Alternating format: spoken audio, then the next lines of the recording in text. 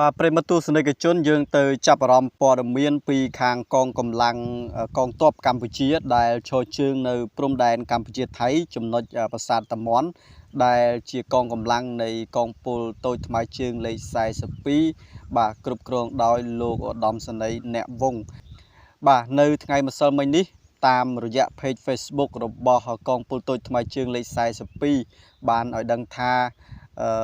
បានបង្ហោះរូបភាពប៉ុន្មានសន្លឹកដោយភ្ជាប់ជាមួយនឹងខ្លឹមសារដែលបានបញ្ជាក់អំពី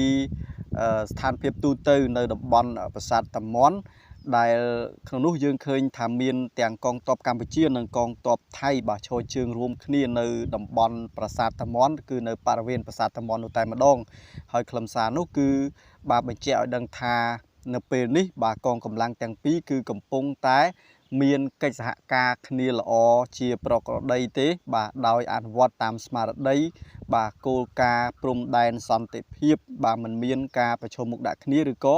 ការប្រទាំងប្រទើសណាមួយដែលជាការគួរឲ្យកត់សម្គាល់នោះទេបាទអ្វីត្បិតតែកាលពីថ្ងៃទី12ខែមេសា2025កន្លងទៅសារព័ត៌មានថៃមួយចំនួនបានចុះផ្សាយព្រោងព្រាតបាទតាក់ទងទៅនឹងសកម្មភាពដែលអាជ្ញាធរថៃបានធ្វើពិធីបួងសួងនៅប្រាសាទតាមាន់ធំ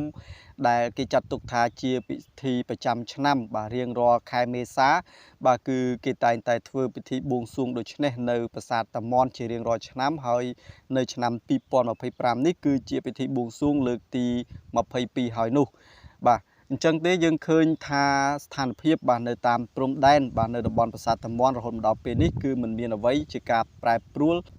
ឬឡើងកម្ដៅបន្តទេបាទបើទោះបីជាខាងថៃមានការរៀបចំពិធីបួងសួងនៅប្រាសាទតាមាន់ក៏ដោយបាទចំណែកឯព័ត៌មានជាបន្តទៀតពីខាងកងពលតូចថ្មើរជើងលេខ42នោះក៏បានឲ្យដឹងផងដែរថាបាទមេបញ្ជាការកងពលតូចថ្មើរជើងលេខ42បាទក៏បានដាក់បទបញ្ជាឲ្យ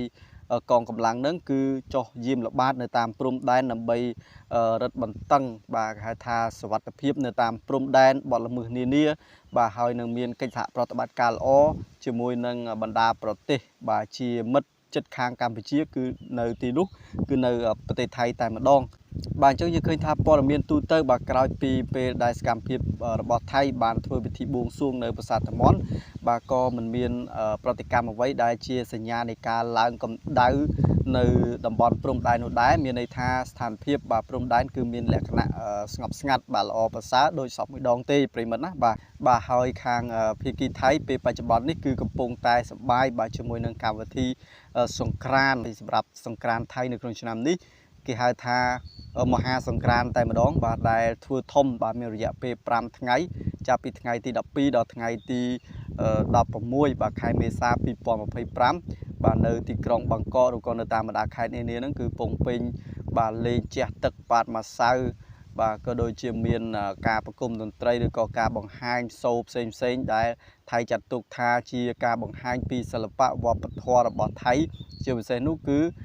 ពិធីសង្ក្រាន្តដែលថៃបានដាក់បញ្ចូលជាសម្បត្តិបេតិកភណ្ឌ UNESCO កាលពីឆ្នាំកន្លងទៅនោះបាទហើយយើងឃើញនៅទីក្រុងបាងកកហ្នឹងក៏មានការដាក់តាំងបង្ហាញបាទនៅផលិតផលផ្សេងហើយ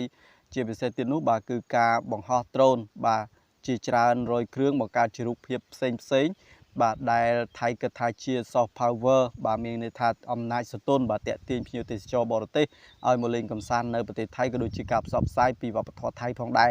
ដោយឡែកសម្រាប់កម្ពុជាយើងវិញបាទគឺមានពិធីបុណ្យចូលឆ្នាំថ្មីប្រពៃណីជាតិដែលចំនឹងខែមេសាថ្ងៃទី13 14 15ដូចគ្នា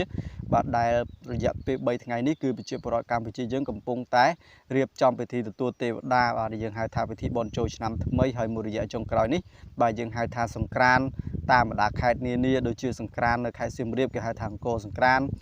ហើយកម្ពុជាយើងក៏គ្រោងដាក់សង្ក្រាន្តកម្ពុជាយើងចូលក្នុងសម្បត្តិបេតិកភណ្ឌ UNESCO របស់អង្គការសហប្រជាជាតិដែរបាទក៏ប៉ុន្តែពេលបច្ចុប្បន្ននេះគឺកំពុងតែរៀបចំឯកសារបាទដោយសារតែបាទលក្ខណៈពិសេសរបស់ខាងពិធីបុណ្យចូលឆ្នាំថ្មីកម្ពុជានឹងគឺមានលក្ខណៈពិសេសប្លែកបាទខុសពីប្រទេសជិតខាងបាទគឺមានលក្ខណៈពិសេសរៀងៗខ្លួនបាទដូច្នេះយើងក៏អាចមានសិទ្ធិក្នុងការដាក់បញ្ចូលសង្ក្រាន្តបាទចូលទៅក្នុងសម្បត្តិបេតិកភណ្ឌរបស់អង្គការ UNESCO ដូចគ្នានេះបើតាមការអាងរបស់មន្ត្រីជំនាញកម្ពុជាបាទសរុបសេចក្តីទៅគឺថា នៅពេលដែលប្រទេសទាំងពីរកំពុងតែរៀបចំព្រឹត្តិការណ៍សង្ក្រាន្តបាទនៅ